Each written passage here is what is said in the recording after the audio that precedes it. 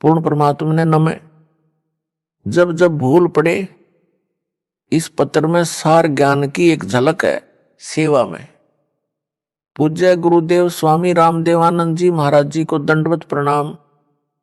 गुरु जी के श्री चरणों में कोटि कोटि नमन। परमेश्वर कबीर जी के हीरे मोती लालो व सर्व संगत को दास का शुभ आशीर्वाद। आप सभी की अटूट श्रद्धा गुरुदेव के चरणों में सदा बनी रहे। आप भक्ति दान सेवा करके आजीवन मर्यादा का पालन करते हुए इस महाकष्टदायक यानी दुखालय दुखों के घर काल ब्रह्म यानी ज्योति निरंजन के लोक से निकलकर अपने पिता के घर सतलोक में चले जाओ। आपको एक पत्र भेज रहा हूं। यह गुरुदेव स्वामी रामदेवानंद जी के लगाए बाग के पेड़ पौधों में लगे कीड़ों से रक्षा करेगा। यह स्प्रे का काम करेगा। काल के दूतों से बचाव के लिए रक्षा कवच बनेगा। इसको पढ़कर भी जो काल के भेजे दूतों से किनारा नहीं करेगा वह परमेश्वर कबीर जी का हंस नहीं है, वह काल की फरद में चढ़ा है। संत गरीबदास जी ने सब ओर से स्पष्ट कर रखा है। कहा है कि गरीब सटदल दोनों दिन का दिल में दोष ना धार। सतगुरु का कोई एक है काल का भरा संसार। अर्थात जो मार्गदर्शक गुरु पद पर परमेश्वर का भेजा संत है उसे सांत्वना देते हुए कहा है कि जो परमेश्वर कबीर जी की शरण नहीं आते या आकर फिर काल के दूतों के खेमे में चले जाते हैं उस कारण से महादुखी ना हो, उनके प्रति दोष दिल में ना मान कि इतना समझाने के बाद नरक में जा रहे हैं। जो सठ दल यानी जो 6 पंथ हैं उस समय तक अन्य पंथ नहीं चले थे, गिरी पुरी नाथ वैष्णव आदि आदि, तथा दोनों धर्मों हिंदू तथा मुसलमान के व्यक्तियों को काल ब्रह्म ने जकड़ रखा है। ये सब काल की फरद में चढ़े हैं। सतगुरु का तो कोई कोई हंस यानी भगत तथा भगतमती है, वह दृढ़ रहेगा। सर्व संगत के लिए यह पत्र संजीवनी से कम नहीं है। इसको महीने में या जब इच्छा हो अवश्य सुनते या पढ़ते रहना है। इसको नित्य पाठ की बजाय मासिक पाठ समझकर जब इच्छा हो अवश्य पढ़ना या सुनना है। यह रोग प्रतिरोधक जड़ी यानी काल के प्रभाव को रोकने का काम करेगी।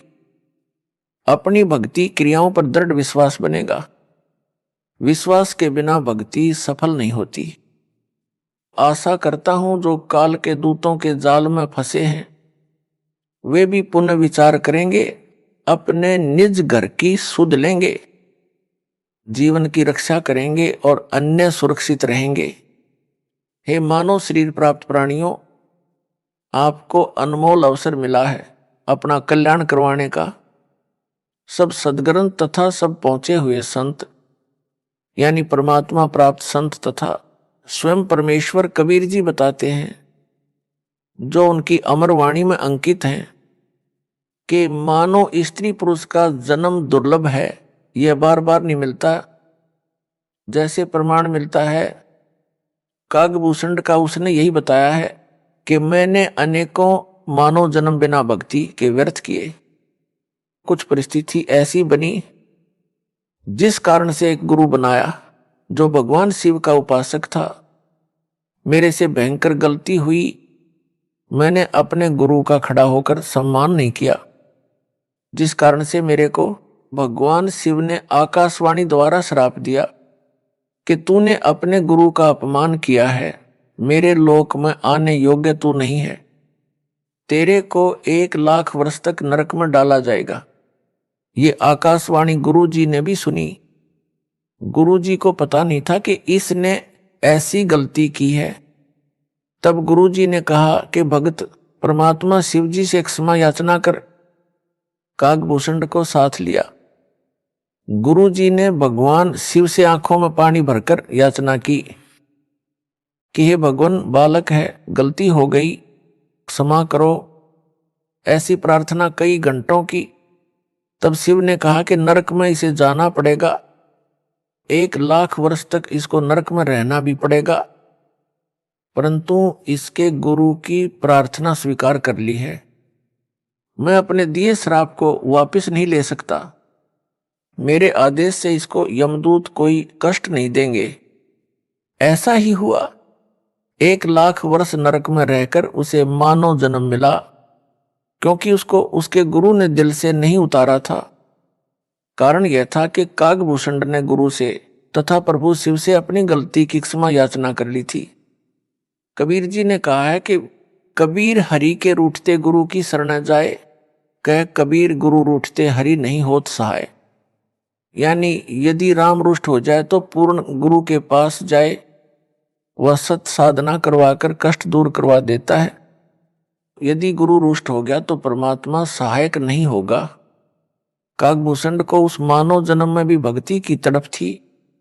वह लोमस ऋषि के सत्संग में गया, अपने अज्ञान से ऋषि के प्रवचनों में त्रुटि बताने लगा, समझाने से भी नहीं समझा। तब ऋषि ने कहा कि तेरी चांडाल जैसी दुर्बुद्धि है, तू चांडाल के घर जन्म लेगा। कागभूषण को अपनी गलती का एहसास हुआ कि मेरे पास मेरे तर्क का कोई शास्त्रोक्त प्रमाण नहीं था। मैंने ऋषि से विवाद नहीं करना चाहिए था। ऋषि के चरणों में गिरकर अपनी गलती की क्षमा याचना की। ऋषि द्वारा दिए श्राप को सुनकर क्रोध नहीं किया। मायूस होकर कहा कि ऋषिवर क्षमा करो। ऋषि ने कहा कि श्राप वापस नहीं हो सकता। फिर कागभूषण ने कहा कि हे देव, इतनी दया करो कि चांडाल बनकर भी मेरी भक्ति में आस्था कम न हो। तब ऋषि जी को उसे गिड़गिड़ाता देखकर दया आ गई और आशीर्वाद दे दिया कि तेरी भक्ति में लगन कम नहीं होगी।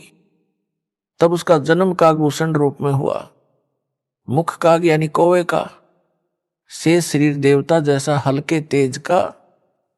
उस कागभूषण वाले जन्म में उसे कबीर परमेश्वर जी सतगुरु रूप में जोगजीत नाम से मिले। ज्ञान चर्चा हुई तब उसके जीवन की गाड़ी पटरी पर आई। अब वह उस श्रेणी में है जिनको परमेश्वर कबीर जी सतपुरुष अपनी नजर में रखते हैं। उनको जैसे तैसे भक्ति से चार्ज करते रहते हैं। कागभूषण का मोक्ष किस युग में होगा? जब वह मानव होगा तथा पूर्ण समर्पित होकर पूर्ण सतगुरु जी से दीक्षा प्राप्त करके आजीवन मर्यादा में रहकर भक्ति सेवा तथा दान करेगा। इस संजय दिल्ली ने तो गुरु जी की आज्ञा का ही उल्लंघन सीना ठोक कर किया है। अपने आप गुरु बनने की कोशिश कर रहा है, आशीर्वाद देने लगा है जो इसका चित्र गवाह है, जिसमें यह मुझ दास की नकल करके अंगुली अंगूठे से सटाकर आशीर्वाद दे रहा है। यह मुद्रा कबीर जी और मेरे गुरु जी तथा दास के अतिरिक्त कहीं देखने को नहीं मिलेगी। मेरे बाद जो नकली हैं वे बकवाद करके जीवन नष्ट कर सकते हैं। बालक बहुते प्यारा माँ का, उससे बढ़कर शिष्य गुरुओं का। अर्थात माता को बच्चा बहुत प्रिय होता है, गुरु को अपना शिष्य माता से भी अधिक प्रिय होता है। जो शिष्य बार बार गलती पर गलती करता है तो भी गुरु जी का प्रयत्न यही होता है कि किसी तरह यह सुधार कर ले, अपना मानव जीवन नष्ट ना करे। इसे ज्ञान नहीं है कि मानव जीवन कितना मूल्यवान है। मेरे को ज्ञान है, ये बालक है।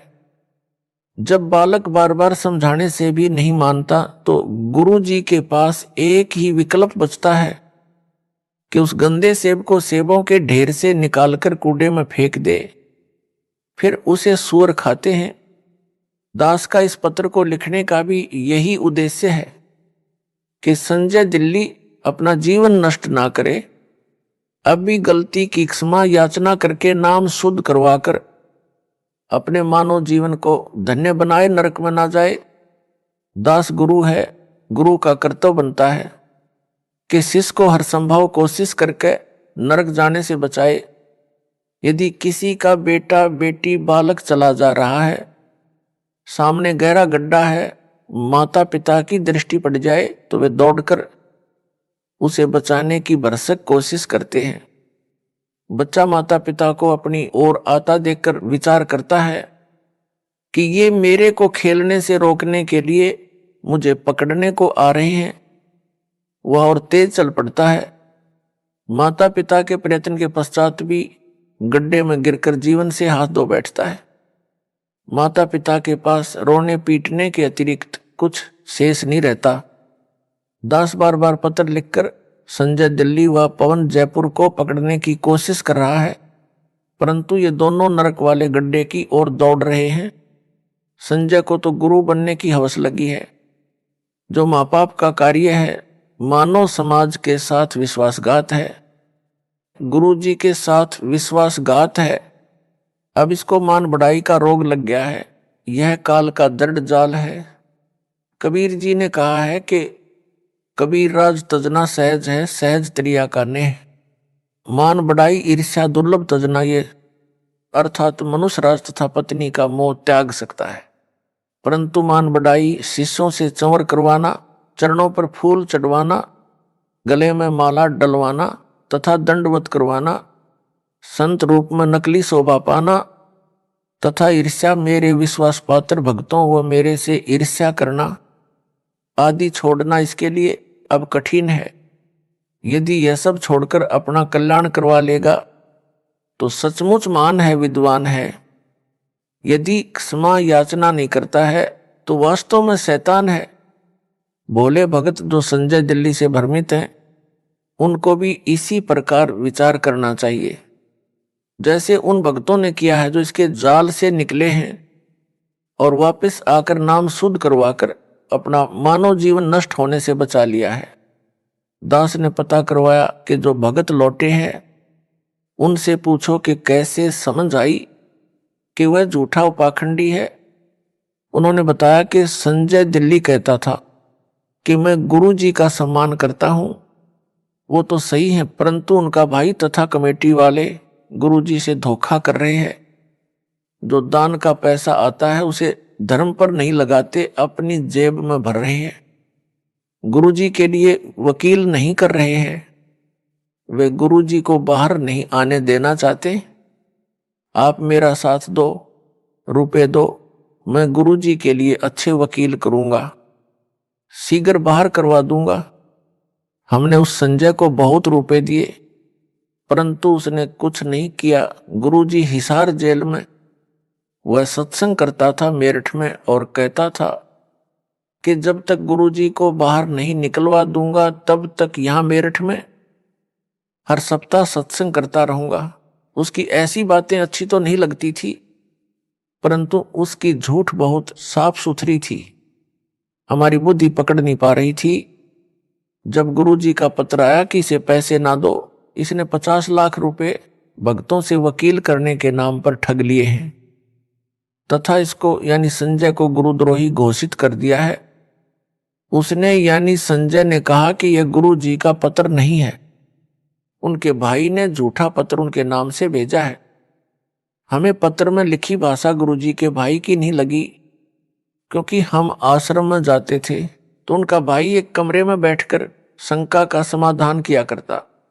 हमने कई बार उनके पास बैठकर उनका ज्ञान सुना। ज्ञान वही गुरुजी वाला था, परंतु जो प्रवचन की भाषा गुरुजी की है तथा जो पुस्तकें गुरुजी ने लिखी है वह भाषा पत्र की भाषा से पूर्ण रूप से मिलती है, उनके भाई की भाषा से नहीं मिलती।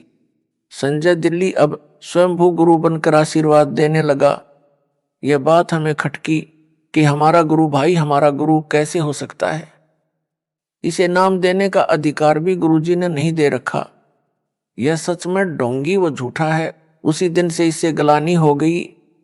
हमारी किस्मत अच्छी थी कि हमने नाम शुद्ध करवाकर अपने को नरक जाने से बचा लिया। अन्य गुरु भाई तथा बहनों से भी निवेदन करते हैं कि इसके जाल से निकलो और अपने गुरु जी की शरण में दोबारा आ जाओ। इसे भी साथ ले आओ, इसको भी नरक जाने से बचाओ। स्वयंभू गुरु बनकर ये 100-200 का जीवन नष्ट करेगा, अपना तो कर ही रहा है।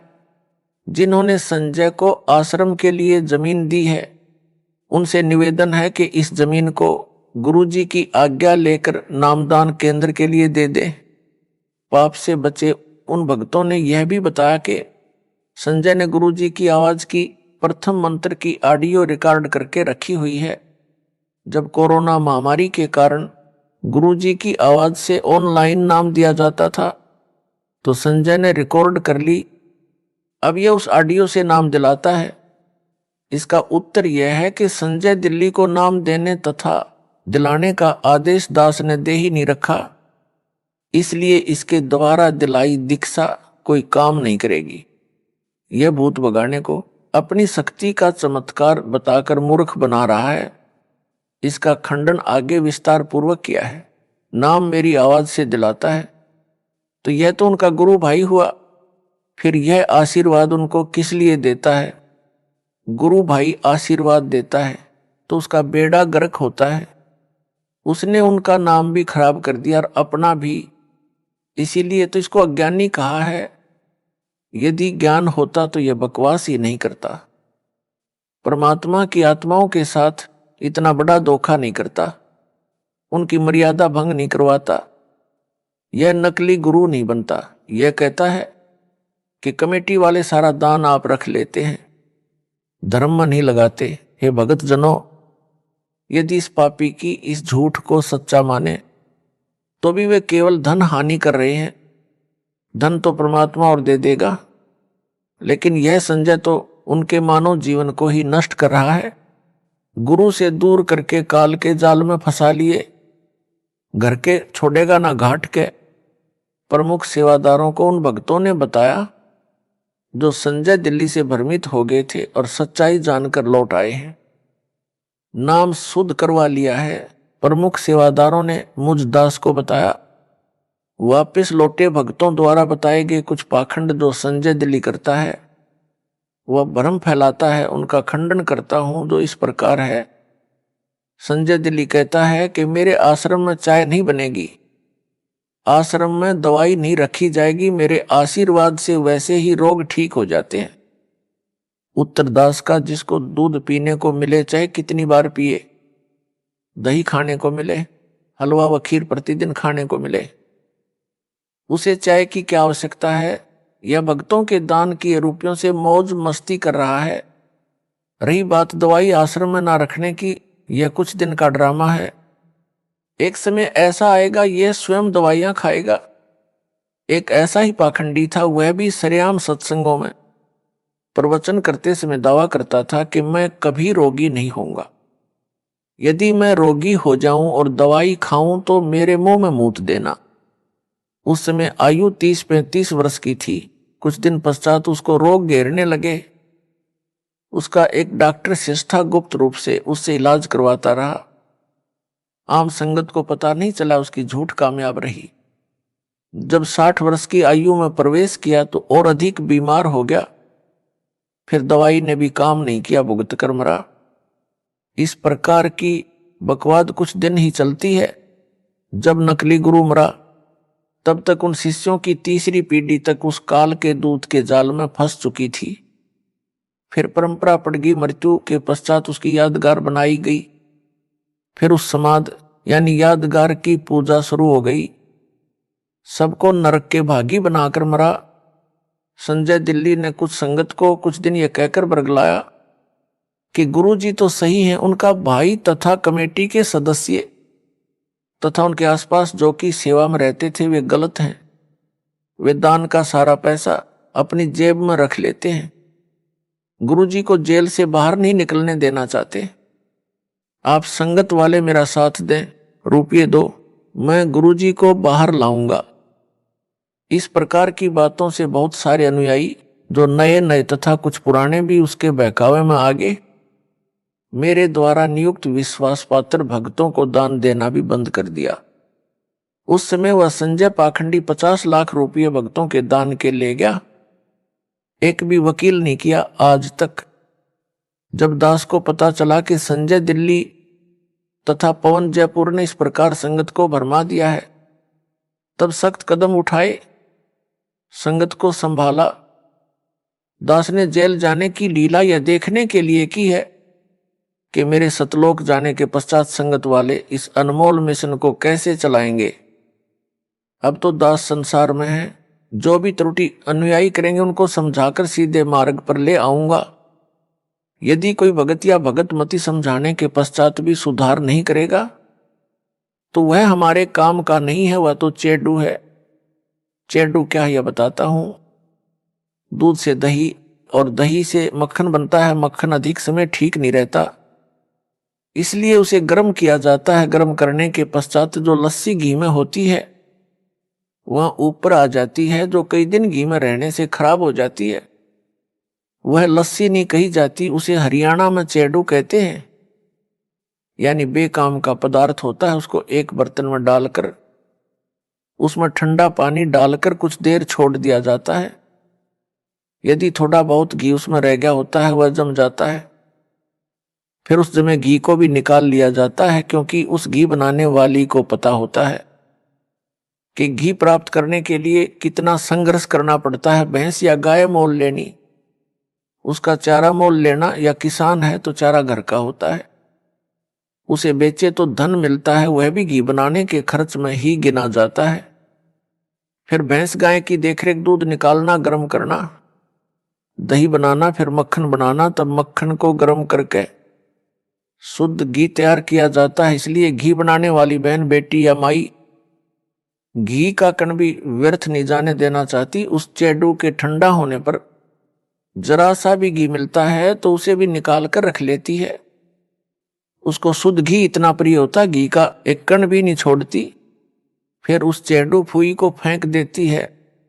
इसी प्रकार दास ने सन 1994 से 2014 तक तथा वर्तमान तक सत्संग की वीडियो यानी नूरी शरीर से ज्ञान समझाकर सत्संग पर सत्संग सुनाकर सर्व सदग्रंथों को वीडियो के माध्यम से सबको दिखाकर संगत रूपी मक्खन निकाला है।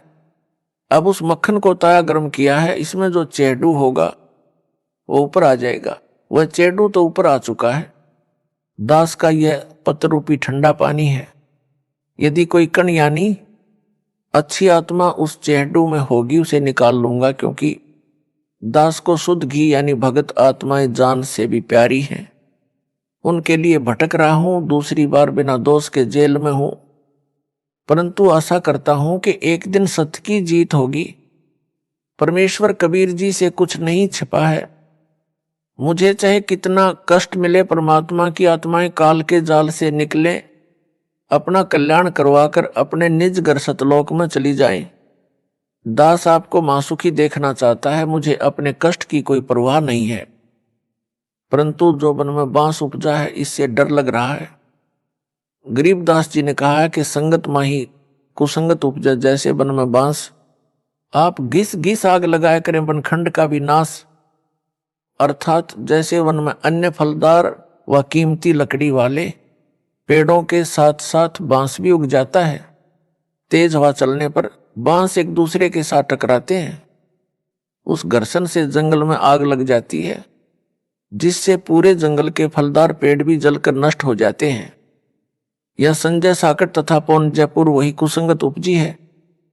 कुछ संगत के भगत भी इनके साथ लगे थे। जब दास को पता चला कि संजय व पौन नाम के दो जालिम संगत में आग लगा रहे हैं, तब सब संगत को आदेश दिया कि इनका साथ छोड़ दो। जिन भक्तों को मैंने जिम्मेदारी दे रखी है उनकी बातें मानो। दान के सब पैसों का हिसाब दास के पास आता है, एक पैसा भी गलत प्रयोग नहीं हो रहा। कमेटी वालों ने सब हिसाब बनाकर संगत के पुराने भक्तों को दिखाया। इतना रुपया आज तक दान में मिला है, इतना वकीलों व भक्तों के घर सहायता तौर पर दिया गया है। संगत बहुत समझदार है, वह तुरंत मान गई और दास ने संजय दिल्ली तथा पवन जयपुर को गुरुद्रोही घोषित कर दिया। फिर तो सब संगत उनसे किनारा कर गई। कुछ भोले नए भगत थे, वे अभी तक इस जालिम संजय की बातों में फंसे हैं। उनको सतर्क करने के लिए यह पत्र भेजा है। आशा करता हूं कि बुद्धिमान भगत भगतमती इस पत्र को पढ़कर इसकी असलियत से परिचित होकर इससे दूर हो जाएंगे, नाम शुद्ध करवाकर अपना मानव जीवन धन्य बनाएंगे। संजय साकट दिल्ली के खेमे को छोड़कर आए भक्तों ने जो और जानकारी दी थी उसका खंडन आगे और करता हूं। संजय दिल्ली अपने को श्री सिख गुरु नानक देव जी की आत्मा बताता है, यह सफेद झूठ है। यदि वह श्री नानक जी वाली आत्मा है तो इससे सिद्ध हुआ कि श्री नानक जी का मोक्ष नहीं हुआ है। वह जन्म मरण के चक्कर में पड़ी है, जो वर्तमान में संजय रूप में जन्मी है। मोक्ष प्राप्त प्राणी वह है जो कभी लौटकर संसार में कभी जन्म न ले। श्री नानक जी को स्वयं सतपुरुष कबीर साहब कबीर देव बेई नदी पर स्नान के समय मिले थे, सतलोक लेकर गए थे, फिर पृथ्वी पर उसी शरीर में छोड़ा था कि कबीर धाणक यानी जुलाहा सतपुरुष है, करतार यानी सबका सृजनहार यानी उत्पत्ति करता है। यदि श्री नानक जी परमात्मा से दीक्षा लेकर पार नहीं हुए तो क्या यह गुरुद्रोही बनकर पार हो जाएगा? कभी नहीं। संजय दिल्ली अपने को श्री नानक देव यानी सिख धर्म प्रवर्तक वाली आत्मा बताता है और इसको मूल ज्ञान गुप्त ज्ञान है।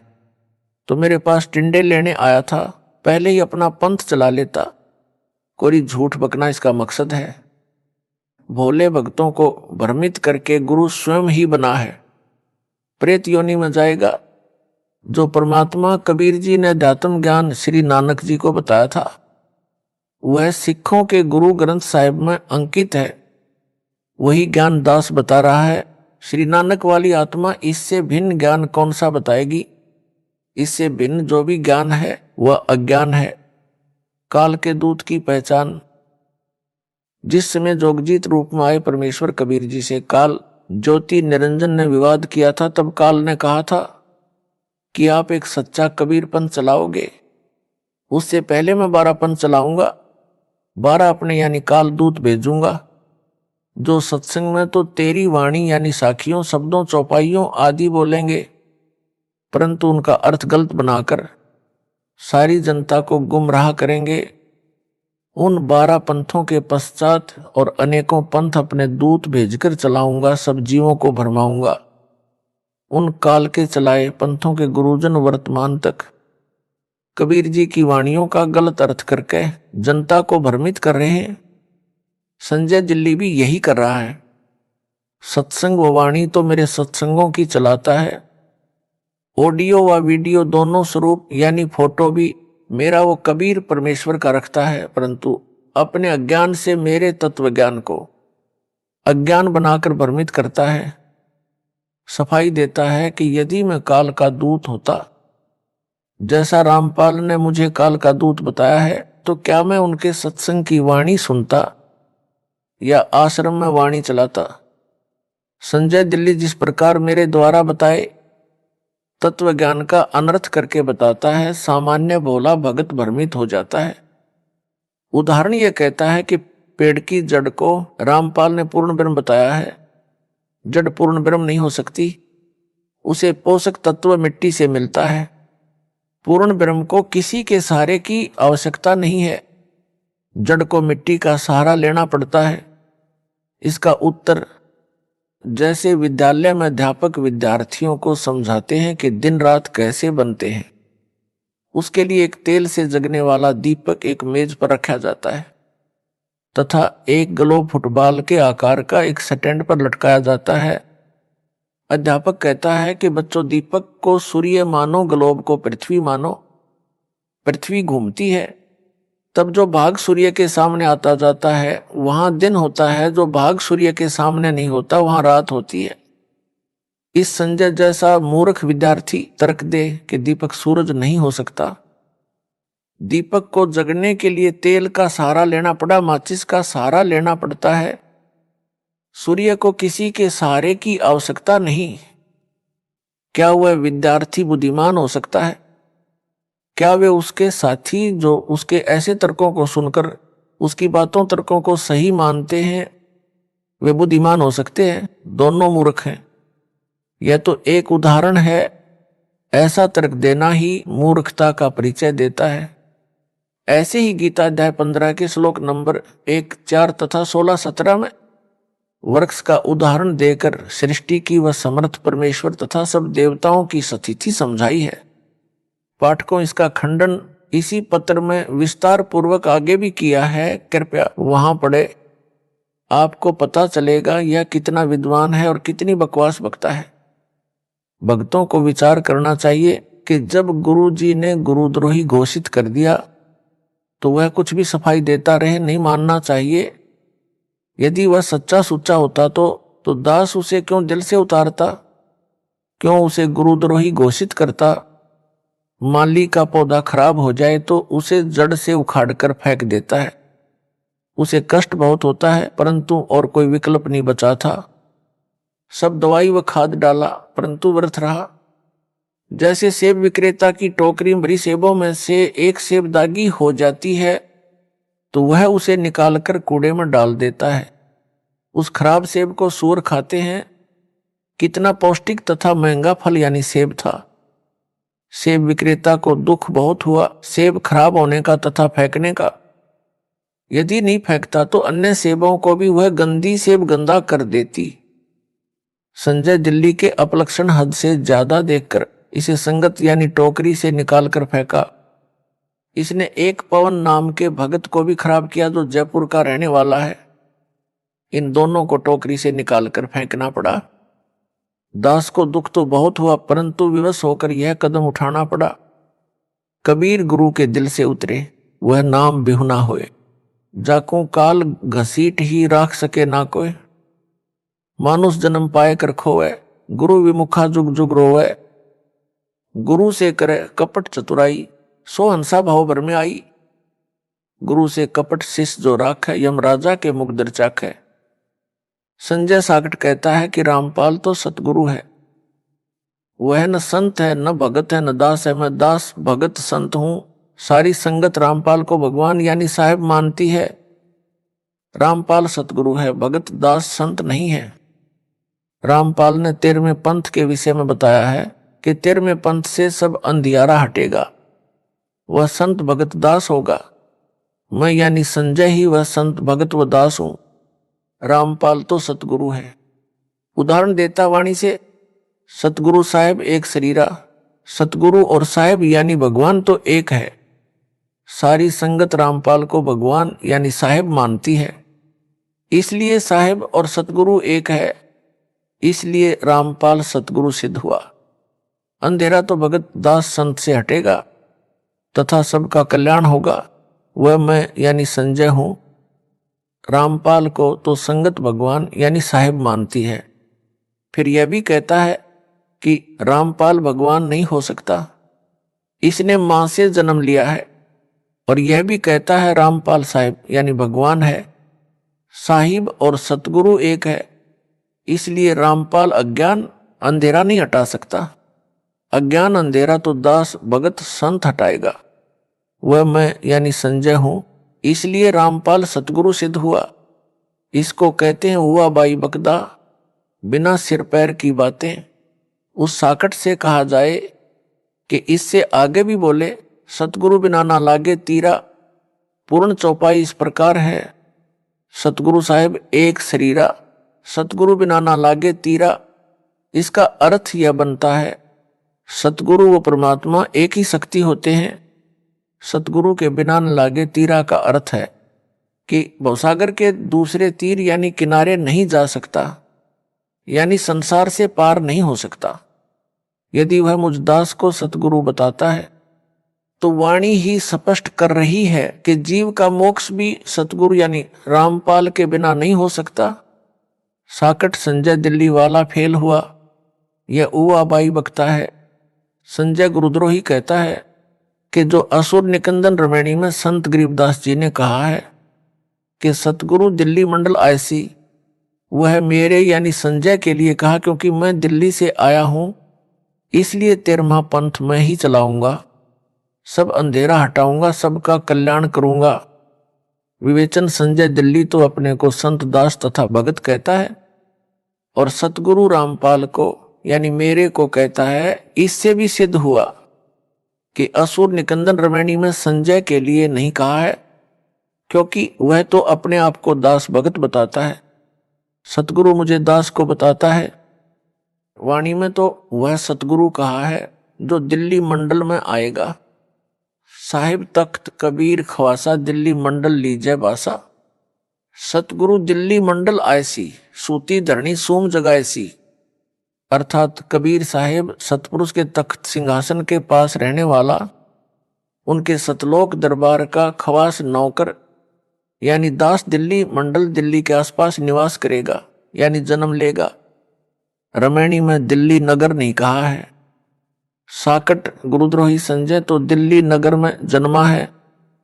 वाणी में दिल्ली मंडल, मंडल का अर्थ है दिल्ली नगर के आसपास का कुछ क्षेत्र कहा है। जैसे वर्तमान में एनसीआर बनाया है, यह सब दिल्ली मंडल है, दिल्ली अलग राज्य है। वाणी में फिर कहा है कि वही सतलोक में कबीर साहब का खवास यानी दास यानी नौकर दिल्ली मंडल में सतगुरु बनकर आएगा और सोम यानी कंजूस लोगों को तत्व ज्ञान से जगाएगा, भक्ति दान सेवा करवाएगा। असुर निकंदन रमैणी की वाणी में तो स्पष्ट कहा है कि सतगुरु से जीव का कल्याण होगा।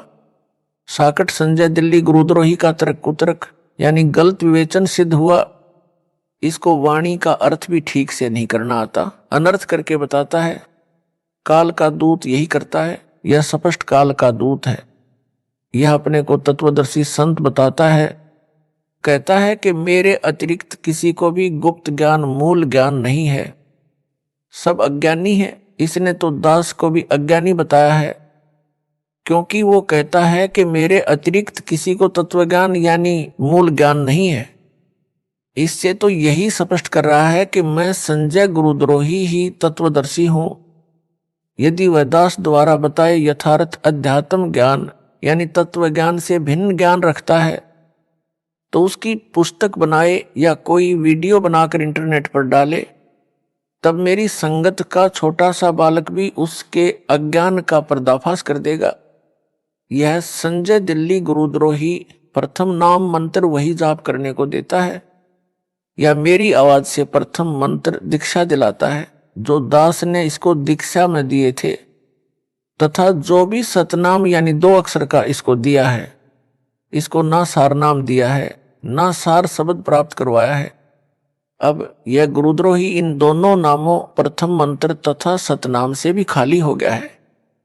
वाणी में कबीर परमेश्वर ने कहा है कि गुरु के दिल से उतरे वह शब्द बिहुना होए, वाकू काल घसीट ही राख सके ना कोय। अर्थात जो शिष्य पूर्ण गुरु यानी सतगुरु के दिल से उतर जाता है, यानी गुरु जी द्वारा गुरुद्रोही घोषित कर दिया है, उसका नाम कनेक्शन कट जाता है, वह शब्द यानी नाम रहित खाली हो जाता है, उसको काल घसीट ले जाता है, उसे कोई नहीं बचा सकता। इस संजय दिल्ली साकट गुरुद्रोही को काल घसीट कर ले जा चुका है। काल इसमें प्रेतवत प्रवेश है, जैसे ऋषियों में प्रवेश करके अधूरा सूक्ष्म वेद लिखाकर उसके 4 भाग श्री वेद व्यास ऋषि द्वारा करवा दिए। सब जनता ने इन्हीं वेदों को पूर्ण अध्यात्म ज्ञान मान रखा था। दास का ज्ञान योग मेरे गुरुदेव जी की कृपा से परमेश्वर कबीर जी ने खोलकर सर्वग्रंथों का सार निकलवाया है। सूक्ष्म वेद यानी तत्व ज्ञान जो स्वयं कबीर परमेश्वर जी ने प्रत्येक युग में प्रकट होकर सतलोक से चलकर आकर बताया था, उसे सब ग्रंथों से भी प्रमाणित किया है। इससे हटकर जो कोई भी ज्ञान बताएगा वह अज्ञान होगा। कबीर जी ने कहा है कि 9 मन सूत उलझिया ऋषि रहे जखमार, सतगुरु ऐसा सुलझा दे उलझे ना दूजी बार। अर्थात कबीर परमेश्वर जी ने कहा है कि अध्यात्म ज्ञान रूपी 9 मन यानी 360 किलोग्राम सूत, कच्चा धागा जो चरखे से काता जाता था, जो कपास से बनता था, उलझा हुआ है। ऋषिजन भी इसे समझने सुलझाने की अत्यधिक कोशिश कर रहे हैं, परंतु सुलझा नहीं यानी स्पष्ट नहीं हुआ। संध्या आरती में भी यही कहा है कि सनक सनंदन नारद मुनिजन शेष पार नहीं पावे, शंकर ध्यान धरे निस्वासर अजहू ताही सुलझावे। अर्थात ऋषियों तथा शेषनाग को भी परमात्मा का पार नहीं पाया, यानी यथार्थ रूप में नहीं समझ सके। शंकर भगवान कहलाने वाला भी दिन रात हठ योग करके ध्यान लगाकर परमात्मा को समझने तथा ज्ञान सुलझाने में अभी तक लगा है, कुछ भी सुलझ नहीं पाया है। सतगुरु ऐसा स्पष्ट कर देगा यानी सुलझा देगा, जो फिर उस युग में दोबारा किसी के उलझाने से यानी अज्ञान बनाने से नहीं उलझेगा। इस वाणी से यह भी स्पष्ट हुआ कि तत्व ज्ञान को सतगुरु ही प्रकट कर सकता है। संजय साकट दिल्ली तो अपने को संत दास भगत बताता है तथा सतगुरु मुझ दास को बताता है। इससे भी यह अपने अज्ञान के मकड़ जाल में स्वयं ही फंस गया, अर्थात झूठा सिद्ध हो गया है। यदि इस गुरुद्रोही की बात को सच्ची माने जो यह कह रहा है कि मैं संजय दिल्ली ही तत्व ज्ञान जानता हूं, मूल ज्ञान जानता हूं, तो नाम मेरे यानी दास वाले क्यों जपता है, क्यों अपने जाल में फंसाए भोले भक्तों को देता है? फिर तो नाम भी भिन्न होने चाहिए। यदि यह कहेगा कि नाम तो यही सही है, तो फिर इसके तत्व ज्ञान का क्या अचार डालना है? मोक्ष तो निज नामों से होना है, वे यह दास दीक्षा में दे रहा है।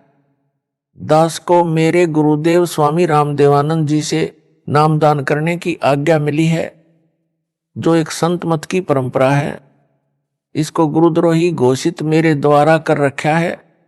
इससे ये नाम लेने से कोई लाभ नहीं होगा, यानी मोक्ष नहीं हो सकता। विशेष दास ने अपने पूज्य गुरुदेव जी के सानिध्य में अध्यात्म ज्ञान को बारीकी से समझ लिया था। गुरु मर्यादा में रहना मोक्ष का मूल मंत्र है, जिसका दास ने परमात्मा से डरकर पालन किया। गुरुपद दास को दिया जाएगा, यह तो स्वप्न में भी नहीं सोचा था, क्योंकि दास एक सामान्य भगत था, गृहस्थी बाल बच्चेदार था। हरियाणा सिंचाई विभाग में जेई यानी जूनियर इंजीनियर के पद पर नौकरी करता था। दास ने अपने छोटे भाई महेंद्र दास को यह ज्ञान बताया। एकदम नया तथा पहले वाले से बिल्कुल विपरीत होने के कारण पहले तो कोई रुचि नहीं दिखाई, परंतु बड़ा भाई होने के कारण ज्ञान सुनने से इनकार नहीं कर सका, मन मारकर सुनता रहा। फिर परमेश्वर कबीर जी की कृपा से, गुरुदेव जी के आशीर्वाद से दास का प्रयत्न सफल हुआ और मान गया। गुरु जी यानी स्वामी रामदेवानंद जी से दीक्षा उसे दिलाई। फिर तो उसने अपने अनेकों साथियों को भी ज्ञान समझाया, उनको गुरुदेव जी यानी स्वामी रामदेवानंद जी से नाम दिलाया। यह दास भी अपने संपर्क वालों को ज्ञान समझाकर गुरु जी से दीक्षा दिलाता था। ऐसा शुभ कर्म वर्षों चलता रहा। दास ने 17 फरवरी 1988 को पूज्य गुरुदेव जी से दीक्षा ली थी। सन 1994 तक सबको गुरुदेव जी से दीक्षा दिलाया करता। एक दिन नए भक्तों को नाम दिलाने के लिए गुरुजी के पास गया। भगत महेंद्र दास भी मेरे साथ थे। समागम चल रहा था। गुरुजी के आसपास बहुत सारे भगत बैठे थे। गुरुजी उनमें से किसी की फरियाद सुन रहे थे। हम सब भक्तों के पीछे बैठ गए। एक सेवादार के माध्यम से पहले की तरह नए भक्तों को नाम दिलाने का निवेदन किया। भगत की बात सुनकर गुरुदेव जी ने हमारी ओर कृपा दृष्टि की। हम सब ने दंडोत प्रणाम किया।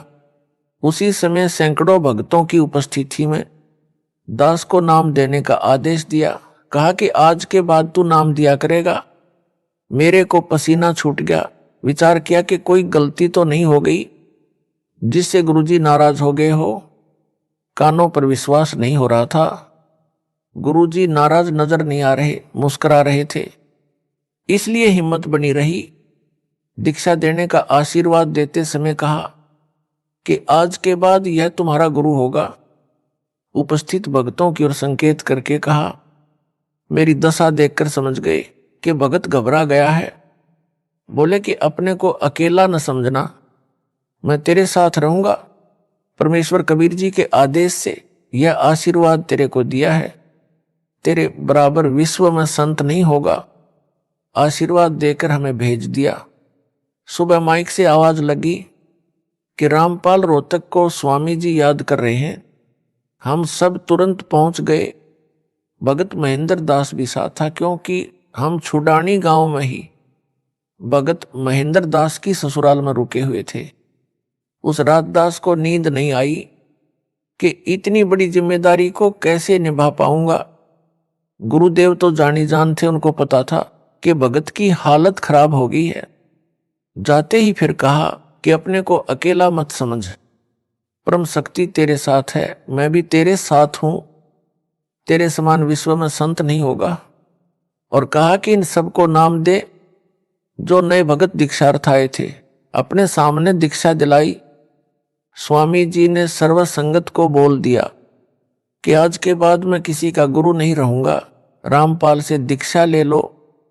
कारण यह था कि मेरे दादा गुरुजी ने उनको सारनाम देने का आदेश नहीं दे रखा था, क्योंकि प्रारंभ से परंपरा चली आई थी दास को ही सारनाम दिया जाना था, क्योंकि उत्तराधिकारी को ही सारनाम दिया जाता था।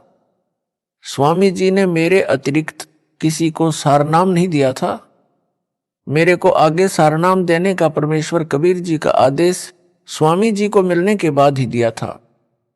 कहा था कि पूरी परीक्षा करके ही सारनाम अनुयायियों को देना, तेरे को परमात्मा कबीर जी का भी संकेत आएगा, तब तक सारनाम ना देना। यह सब निर्देश बाद में दास को अकेले को तलवंडी बाई जिला फिरोजपुर पंजाब में आश्रम में दिया था। जब दास अकेला ही उनसे मिलने पहुंचा था, स्वामी रामदेवानंद जी गुरु महाराज जी का वचन फला है जो आज आपके सामने है। विश्व में ज्ञान छा गया है। जो स्वयंभू गुरु बने हैं उनको अध्यात्म का खा का भी ज्ञान नहीं। कितना भार सिर पर लिए हैं। यह संपूर्ण अध्यात्म ज्ञान का टोटा है। जो नकली गुरुओं का जीवन नष्ट करता है, उसके चेलों चेलियों का भी तर्क गुरु के अनुयायियों की जिम्मेदारी गुरु पर होती है, गुरु के सिर पर भार होता है। जब कबीर परमेश्वर जी ने देखा था कि 64 लाख अनुयायी पटरी से उतर गए थे, गुरु की आज्ञा को भी अनदेखा करने लगे थे, वे सारनाम योग्य नहीं थे, तो अपने सिर से भार उतारने के लिए लीला की थी। काशी नगर की प्रसिद्ध गणिका को हाथी पर बैठाकर बोतल में गंगाजल भरकर लोग उसे शराब मान रहे थे, पीने लगे। शराबी जैसी हरकत करते हुए गणिका के गले में बांह डालकर मुख्य बाजार में घूमने लगे थे। यह दृश्य देखकर 64 लाख गुरु विमुख हो गए थे, गुरुद्रोही नहीं हुए थे।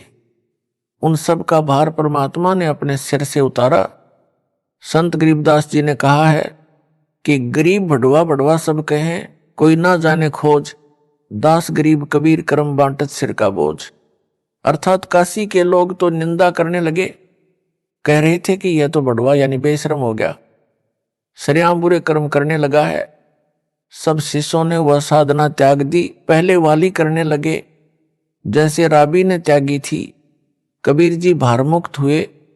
इसी प्रकार पूज्य गुरुदेव स्वामी जी ने यह कहकर सिर का भार उतार दिया कि आज के बाद मैं किसी का गुरु नहीं रहूंगा।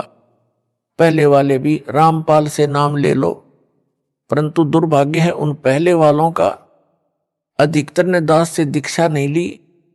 जो नए थे हमने नाम गुरुजी से दिलाया था, उन्होंने दास से दीक्षा ली।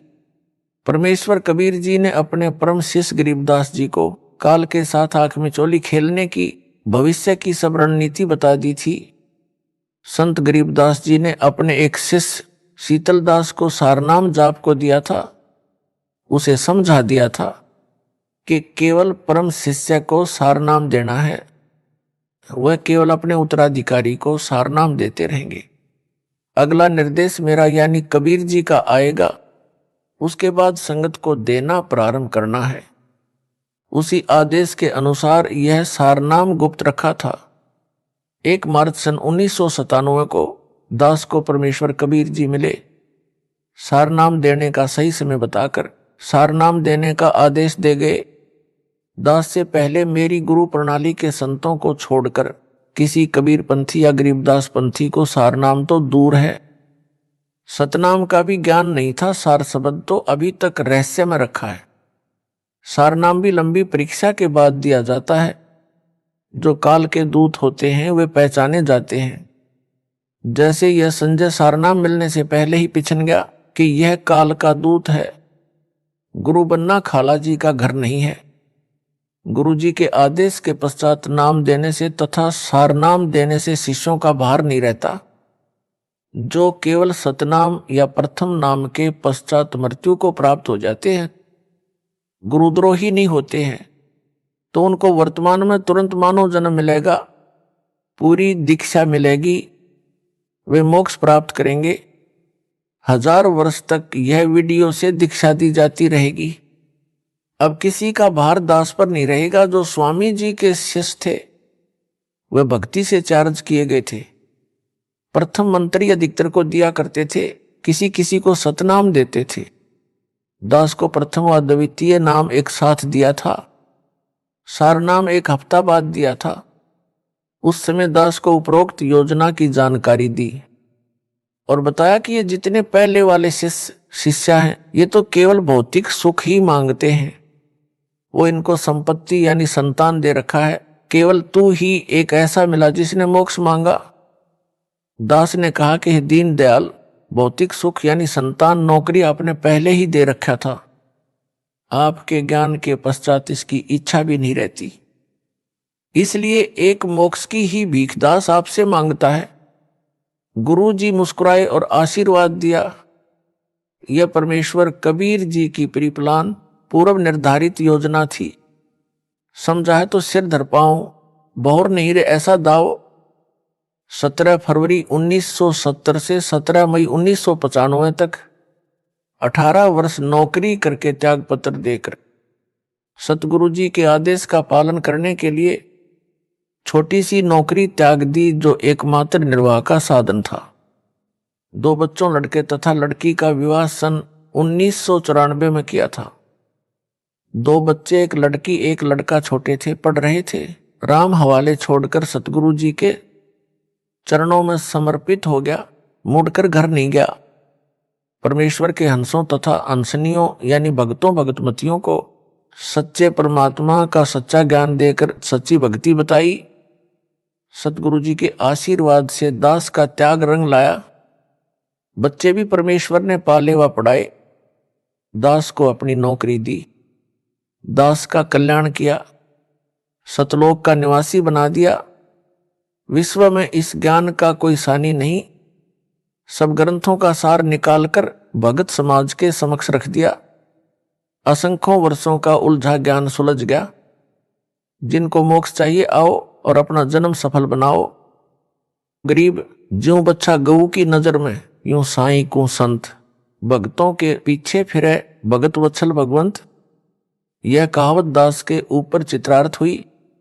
दास ने भक्तों के सहयोग से गांव-गांव नगर नगर में जाकर सत्य ज्ञान सत्य साधना की अलख जगाई। गुरुदेव के आशीर्वाद ने सब कार्य किया। सन 1996 में किसी भगत के रिश्तेदार ने एक गज यानी 85 वर्ग गज में बनी एक कमरा, बरेंडा, रसोई, बाथरूम तथा लैट्रिन, कुछ आंगन वाली छोटी सी कुटिया कुछ समय के लिए प्रयोग करने के लिए दी।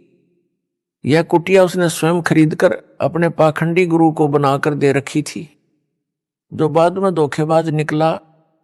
जो मेरे पूज्य गुरु जी के पास रहता था, भगवान वेश भी ले रखा था, गुरु के साथ भी धोखा करके भागा था, गुरुद्रोही बना था। कुटिया दान करने वाला हमारा भगत नहीं था, उस पाखंडी का भगत था, जिस कारण से वह किसी बाबा पर विश्वास नहीं करता था। हमारे भगत के कहने पर वह कुटिया उधारी दी थी।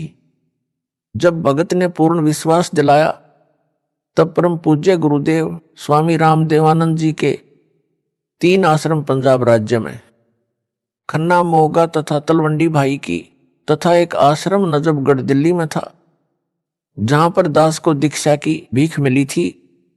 उस समय दास ने उनकी सेवा में एक भगत भेज रखा था। भगत ने बताया कि दादा गुरुजी ने अपने निजी सेवादारों को बुलाया और बोले कि मुझे हरियाणा ले चलो रामपाल के पास। आयु बहुत हो चुकी थी, लंबा सफर करना उचित ना था। भक्तों ने निवेदन किया कि आपका लंबे सफर में जाना उचित नहीं, परंतु एक नहीं सुनी। सन 1996 में 13 दिसंबर से 19 दिसंबर तक उसी जींद कुटिया के पास खाली प्लाटों में, जो किसी किसी के थे, निर्माण नहीं किया था, प्रथम खुला पाठ 7 दिन का किया जा रहा था। परमात्मा 12 दिसंबर 1996 को ही जींद कुटिया में आ गए। दास देखकर आश्चर्यचकित तथा बहुत खुश हुआ, दंडवत किया। भगत जन सेवा में लग गए। उस प्रथम अनुष्ठान को अपने सानिध्य में सफल करवाया। 7 दिन मौसम बसंत जैसा रहा।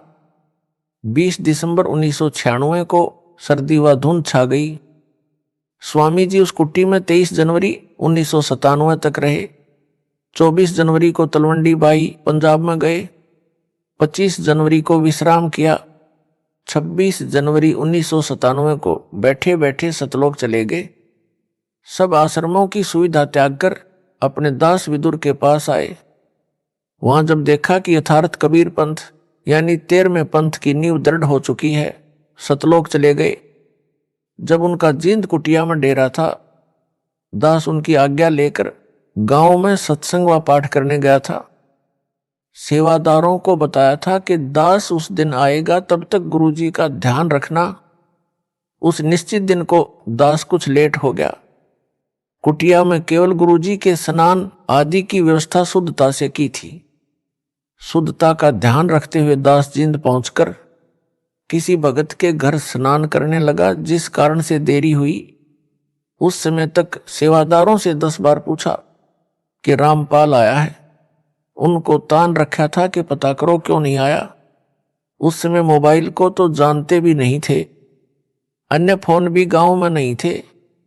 जब भक्तों को पता चला तो एक भगत आया और बोला, स्वामी जी ने 10 बार पूछ लिया कि कहाँ है, आज आने की कह गया था, क्या कारण हुआ। दास उसी समय भगत की मोटरसाइकिल लेकर तत्काल पहुंचा।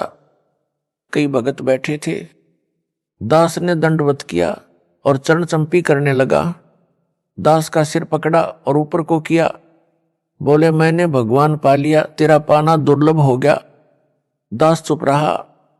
गुरुदेव की अंतरात्मा की आवाज थी।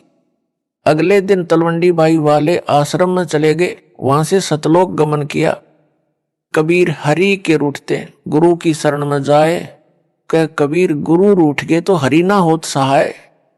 कबीर जिन बातों से गुरु दुख पावे, उन बातों को दूर भावे। गरीब इन बातां क्या पाइए, राजी कर सतगुरु रूठे नू। अर्थात गुरु को प्रसन्न रखो, मोक्ष होगा। बकवादों से कुछ नहीं मिलना। यह संजय दिल्ली गुरुद्रोही दावा करता है कि यहां मेरे आश्रम में भूत माफी मांगते हैं। भूतों को यहां बुलाया जाता है। बहुतों की प्रेत बाधा दूर हो रही है। यह क्या छोटी बात है? क्या मेरे में शक्ति नहीं है? इसका उत्तर इस प्रकार है। आपको राबी के विषय में ज्ञान है कि उसने सतगुरु देव जी से दीक्षा लेकर 4 वर्ष साधना की थी। फिर किसी मजबूरी के कारण वह साधना त्यागनी पड़ गई।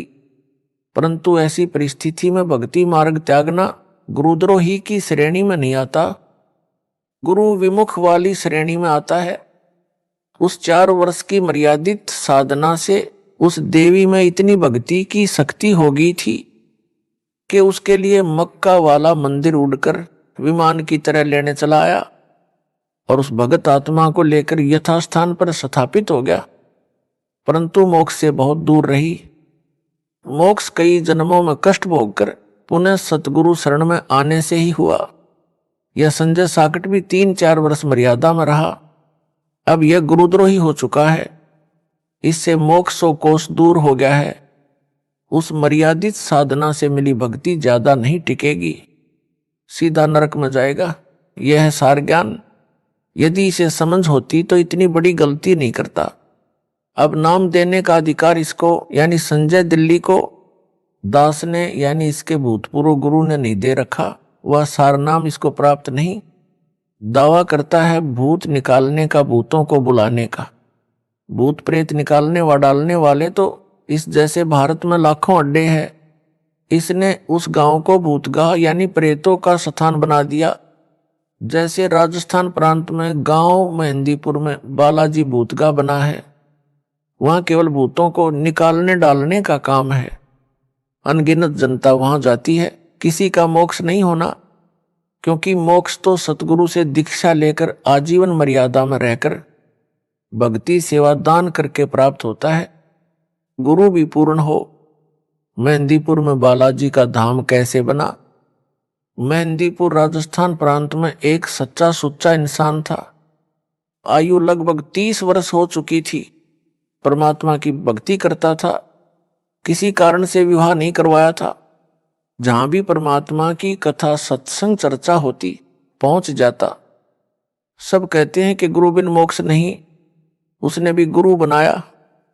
गुरु रामायण का पाठ व कथा किया करता था। कोई भी पाठ करना होता है तो देसी गाय भैंस के घी की ज्योति जलाई जाती है जो हवन का काम करती है। उसने एक श्री राम का मंदिर भी बनवा रखा था। उसमें रामचंद्र, सीता व लक्ष्मण तथा हनुमान की मूर्तियां पत्थर की स्थापित कर रखी थी। उन मूर्तियों के सामने अखंड ज्योति जलती थी। किसी में प्रेत बाधा होती तो उस मंदिर यानी आश्रम में जग रही ज्योति को वह हनुमान की मूर्ति तथा श्री राम, लक्ष्मण, सीता की मूर्ति को देखकर चिल्लाने लग जाती, बाबा छोड़ दे, कभी नहीं आऊंगा। कुछ देर में वह प्रेत बाधा वाला व्यक्ति स्त्री या पुरुष शांत हो जाता। यह सब मेहंदीपुर वाला भगत भी देखता था। वह भी जो कोई प्रेत बाधा वाला उसके संपर्क में आता उसे गुरु धाम में ले जाता और भूत निकलवाता। एक बार गुरुजी बीमार पड़ गए, इलाज के लिए दूर शहर में चले गए। वहां लगभग 6 महीने रहना पड़ा। उसकी मौत हो गई। मेहंदीपुर वाला भगत अपने घर पर केवल हनुमान जी की पत्थर की मूर्ति को, जो उसे बारिश के मौसम में एक ऊंचे स्थान पर मिट्टी कटकर बह जाने पर दिखाई दी थी, वहां मिली थी, जो बहुत अच्छी यानी साफ नहीं बनी थी, परंतु लगती थी कि हनुमान जी की है। उसे हनुमान जी की कृपा से मिली मानकर उठा लाया। उस मूर्ति को एक स्थान पर स्थापित करके अखंड ज्योति लगाता था। 3 समय हनुमान का पाठ करता था जो गुरु ने बता रखा था। अब जो प्रेत बाधा वाले गुरु के पास जाते थे या नए जो मेहंदीपुर वाले के पास जाते थे, जिनको वह गुरु के पास ले जाया करता उसके पास आए, उनको भगत ने बताया कि गुरु जी तो इलाज के लिए बाहर गए हैं, पता नहीं कब स्वस्थ होकर आएंगे। इतने में वे सब उसके घर पर हनुमान जी की मूर्ति के सामने जग रही ज्योति के सामने चिल्लाने लगे। उसी प्रकार कहने लगे कि छोड़ दे बाबा, कभी नहीं आऊंगा या आऊंगी। 6 महीनों में उस भगत के आसपास प्रसिद्धि हो गई। जो गुरु के पास जाते या नए सब मेहंदीपुर जाने लगे, प्रेत बाधा ठीक होने लगी। उस भोले भगत को भ्रम हो गया कि तेरे में भी गुरु जैसी शक्ति आ गई है। वह महंत बन गया। उस भगत में प्रेत प्रवेश हुआ। नई नई प्रेरणा करने लगा। सतपकवानी बनानी चाहिए, 7 प्रकार की मिठाई मंगानी चाहिए, अधिक ज्योति जलानी चाहिए, आदि आदि। उस भगत ने 7 प्रकार का भोजन, हलवा, खीर, पूरी, कचौड़ी, पकौड़ी आदि आदि बनवानी शुरू कर दी। 7 प्रकार की मिठाई मंगवानी शुरू कर दी। प्रेत के सताए धनी व्यक्तियों ने उसमें खूब धन लुटाया। उस भगत ने एक हनुमान मंदिर बनाया जो वर्तमान में बहुत बड़ा बनाया गया है। भूत क्या करते हैं? भूत अन्य के शरीर में प्रवेश करके मिठाई व खाने का आनंद लेते हैं। उनका सूक्ष्म शरीर होता है। जो मानव शरीर प्राप्त है उनका जीव भी मूल रूप में सूक्ष्म शरीर में रहता है। स्थूल शरीर उसे भक्ति सेवा दान करके मोक्ष प्राप्ति के लिए मिलता है। जो पूर्ण गुरु से दीक्षा लेकर भक्ति नहीं कर पाते उनसे स्थूल मानव शरीर छीन लिया जाता है। उनमें से कुछ तो प्रेत बन जाते हैं। उस जीव का जो प्रेत बन गया है उसका मन वही स्थूल शरीर वाला आनंद चाहता है जो उसे स्थूल शरीर में मिल सकता है। जिस कारण से ये प्रेत किसी किसी में प्रवेश करके वह आनंद लेते हैं। जो व्यक्ति शराब पीते हैं छोड़ नहीं पाते, उनमें कोई शराबी मरकर भूत बनकर प्रवेश है। वह चाहकर भी शराब नहीं छोड़ पाता। मेहंदीपुर में बालाजी के नाम से भगत ने मंदिर बनाया। मिठाई, मेवा, काजू, बादाम, किशमिश, मनुखा, दाख आदि का भोग लगाने लगा। यह प्रेत प्रेरणा से किया। जो प्रेत बाधा वाला मेहंदीपुर जाने लगा उसका भूत तुरंत निकल जाता और उस गांव यानी मेहंदीपुर के व्यक्ति जो शाम को आरती में आते हैं उनमें प्रवेश कर जाता है और वहां परमानेंट डेरा बना लेता है। प्रतिदिन भिन्न भिन्न प्रकार की मिठाई खाता है। इस प्रकार मेहंदीपुर बालाजी का धाम भूतगा बन गया यानी भूतों की छावनी बन गया। मोक्ष ना तो उस भगत का हुआ ना वहां जाने वालों का होगा। एक दिन वह गांव जिसमें संजय दिल्ली ने भूत धाम बनाया है, उस गांव के व्यक्ति जो इसके आश्रम में आरती में जाते हैं तथा वहां का 56 प्रकार का भोग खाते हैं, उनमें बाहर से आए लोगों के भूत प्रवेश करने लग जाएंगे तथा भूतों का केंद्र बन जाएगा। प्रेत यानी भूत पहले मानव ही थे, उनका स्वभाव दिमाग उसी तरह काम करता है। जब वे देखते हैं कि यहाँ पर क्या क्या सुविधाएं हैं, उसी अनुसार निर्णय लेते हैं। जो प्रेत बाधा वाला स्त्री पुरुष उस संजय दिल्ली वाले के आश्रम में आता है, प्रेत देखता है कि वहां प्रतिदिन हलवा खीर खाने को मिलते हैं, 56 प्रकार के भोग भी हैं। वे उस व्यक्ति से निकलकर वहीं डेरा जमा लेते हैं। जो वहां आरती में या वैसे आश्रम में आएंगे उनमें प्रवेश कर जाएंगे। आरती में आने वाले कभी आश्रम नहीं आना चाहेंगे तो भी उनके अंदर प्रवेश प्रेत अंदर प्रेरणा करके लाएंगे। आने वालों की संख्या भी काल प्रेरणा से प्रेत बढ़ाएंगे। इस प्रकार यह आश्रम मानव पतन का केंद्र बन जाएगा।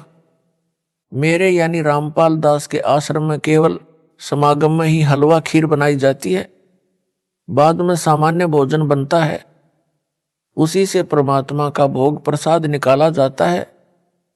प्रेत देख लेते हैं कि यहाँ पर बाद में कुछ नहीं मिलना, वे प्रेत बाधा वाले से निकलकर भाग जाते हैं, क्योंकि यहाँ उनकी पिटाई परमात्मा करते हैं।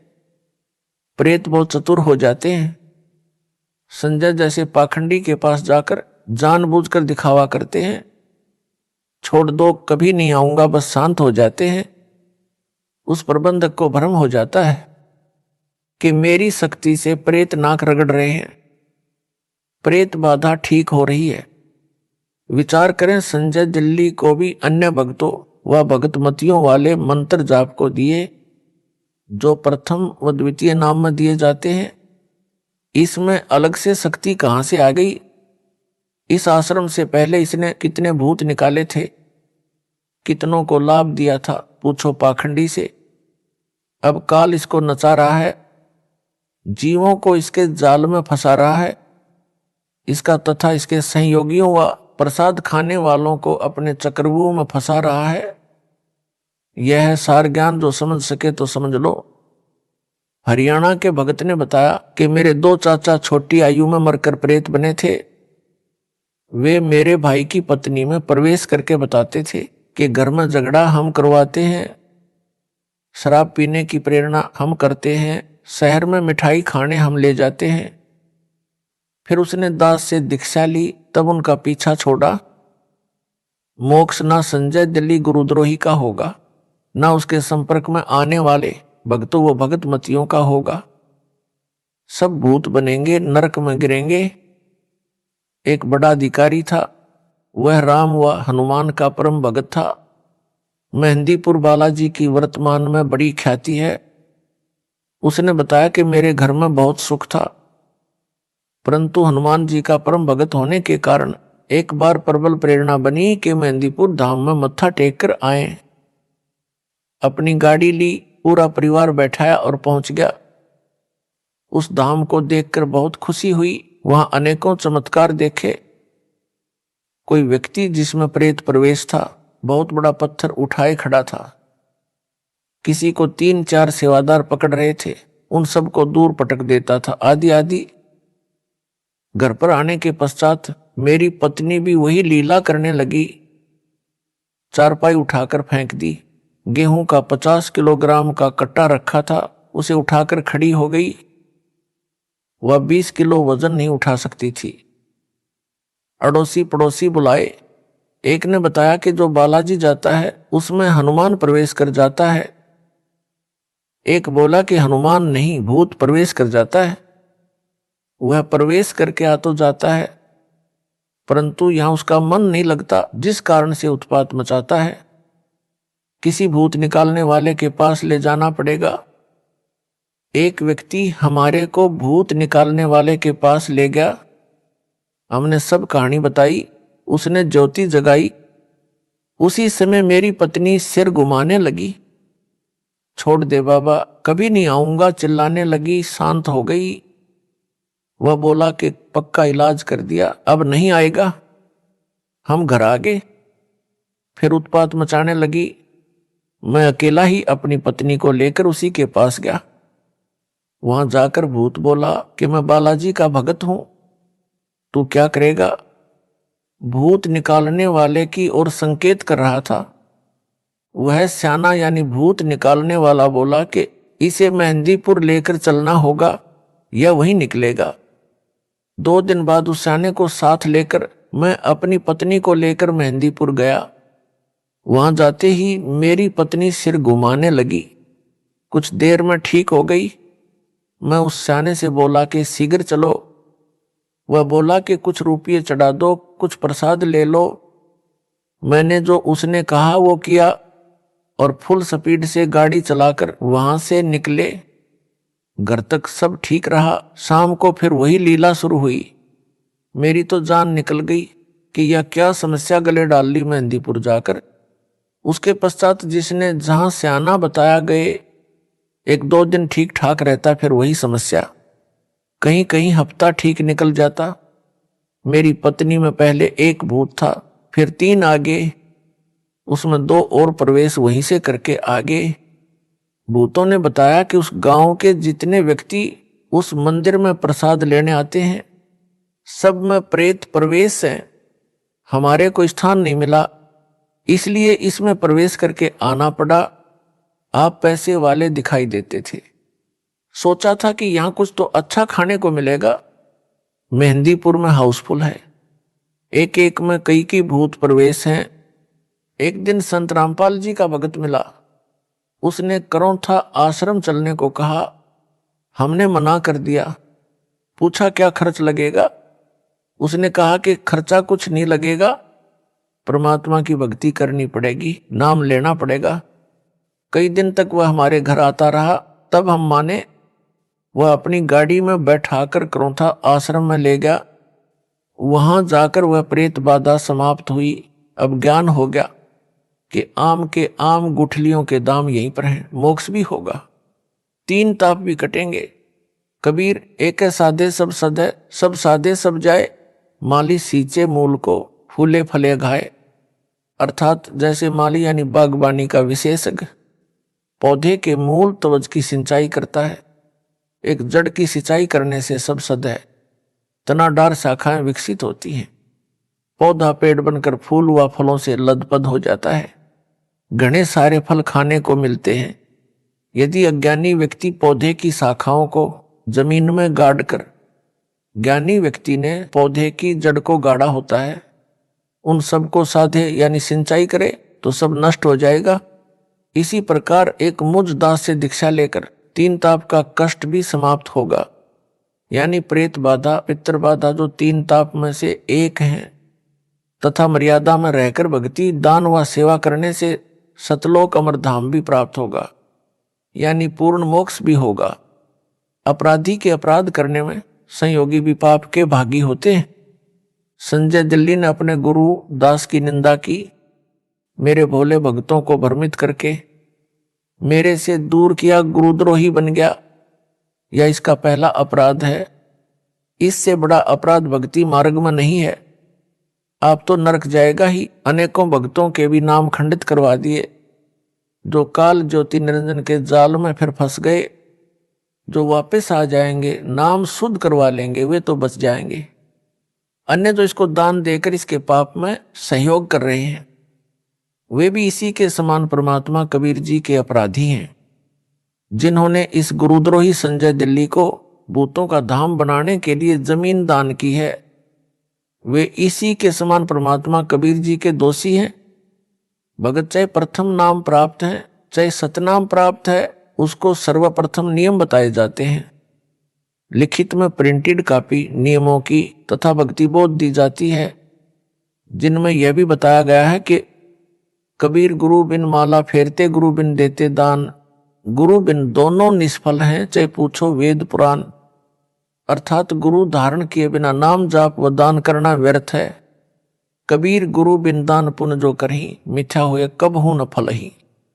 गुरु बिन प्रेत जन्म सब पावे, वर्ष सहंस गर्भ सो रहावे। गुरु के मिले कट्टे दुख पापा, जन्म जन्म के मिटे संतापा।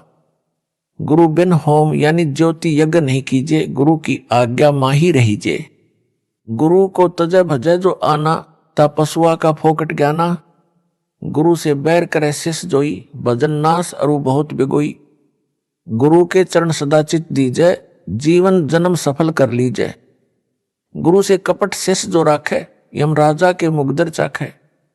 कबीर जानबूझ साची तजय करे झूठ से ने, ताकि संगत है प्रभु स्वपन में भी ना दे। संत गरीबदास जी की वाणी भी स्पष्ट करती है, गरीब गुरुद्रोही की पैड़ पर जय पग आवे वीर, 84 निश्चय पढ़े सतगुरु कहें कबीर। उपरोक्त वाणियों का अनुवाद स्पष्ट है कि पूर्ण गुरु जी को दान न करके अन्य को दान करता है वह व्यर्थ है। परंतु गुरु जी ने जिस शिष्य को दान इकट्ठा करने को कहा, यानी कोई ज्योति के रूप में, कोई पाठ के रूप में दान करते हैं, तो उनके नाम लिखे जाते हैं तथा रुपये भी लिखने वाला अपने पास रख लेता है, बाद में गुरु जी को पूरा हिसाब देता है। इस प्रकार का दान गुरु को किया ही दान माना जाता है। इस वाणी में इस प्रकार के दान को व्यर्थ नहीं बताया है। जो गुरुद्रोही घोषित है उसको किया दान, तथा अन्य किसी बाबा साधु को किया दान व्यर्थ कहा है, वह कभी नहीं फलेगा। जो गुरु धारण नहीं करते या गुरु से विमुख हो जाते हैं, गुरुद्रोही हो जाते हैं, वे सब प्रेत का जन्म प्राप्त करते हैं। संजय गिल्ली गुरुद्रोही घोषित है। जो इसके सहयोगी हैं वे गुरु विमुखी माने जाएंगे, वे भी प्रेत जन्म प्राप्त करेंगे। तो उस गांव में जिसमें संजय दिल्ली साकट ने पाखंड फैला रखा है, जो उसके आश्रम में आरती करके प्रसाद लेते हैं, वे भी प्रेत जन्म प्राप्त करेंगे। यह परमात्मा कबीर जी का बताया तथा बनाया विधान है जो अटल है। प्रेत की आयु लंबी होती है, हजारों वर्षों तक प्रेत बना रहता है। किसी औरत के गर्भ में प्रवेश रहना पड़ता है। प्रेत का स्त्री से जन्म नहीं होता, परंतु गर्भ में कष्ट बहुत होता है। उस गर्भ के कष्ट को वह पाप आत्मा झेलता है। एक माई जींद जिले हरियाणा की बताती थी कि मेरे पेट में बच्चा है, घूमता महसूस होता है, डॉक्टर से जांच भी करवा ली, कुछ नहीं मिला। उस माई की आयु लगभग 62 वर्ष थी। प्रेत को इस प्रकार के महाकष्ट भी झेलने पड़ते हैं। प्रेत योनि महाकष्टदायक होती है। यदि पूर्ण गुरु मिल जाए और शिष्य या शिष्या आजीवन मर्यादा पालन करते हुए भक्ति सेवा दान करे, तो इस प्रकार की सत्य साधना से इस प्रकार के युगों युगों के दुख यानी संकट व संताप महादुख समाप्त हो जाएंगे। गुरु जी से ही होम ज्योति यज्ञ करवाना लाभदायक है। गुरु जी की बजाय अन्य से ज्योति यानी हवन व अन्य धर्म यज्ञ, ध्यान यज्ञ, प्रणाम यज्ञ व ज्ञान यज्ञ आदि करवाना व्यर्थ है। गुरु जी के आदेश का पालन शिष्य व शिष्या को करना चाहिए। गुरु को तजय यानी छोड़कर अन्य में आस्था रखे यानी बजाय उस पशु जैसे शिष्य को फोकट ज्ञान है, उसे कुछ भी ज्ञान नहीं है, वह तो डांगर है। जो शिष्य शिष्या गुरु जी के साथ शत्रुता यानी दुश्मनी करता या करती है, जैसे संजय दिल्ली कर रहा है, उसकी भक्ति नष्ट हो जाती है तथा अन्य बहुत अत्यधिक हानि होती है। भगत व भगत मती को चाहिए कि गुरु जी के चरणों में सदा समर्पित रहे। जैसे पतिव्रता अपने पति के अतिरिक्त किसी अन्य पुरुष में पति वाला भाव कभी नहीं देखती, चाहे कोई देवता क्यों न हो, मानो तो दूर की कौड़ी है। इस प्रकार जिन भक्तों भगत मतियों ने दास को तजकर संजय दिल्ली गुरुद्रोही में आस्था बना ली है, वे पथ भ्रष्ट हो चुके हैं। उनको पुनः विचार करना होगा। अपने गुरु जी के चरणों में चित्त फिर से रखकर अपना जीवन यानी मानव जन्म सफल करना होगा। इसी में उन सब की भलाई है। सत साहिब।